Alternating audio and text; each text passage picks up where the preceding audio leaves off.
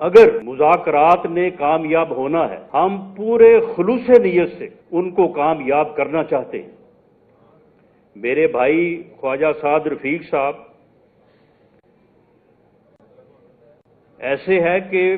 committee के जो रुकन हैं वो आप ऐसे ही समझें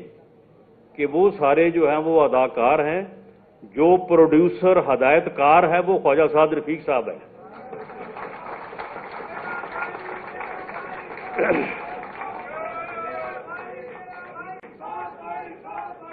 हम पूरे खुलूस से जो है वो इसको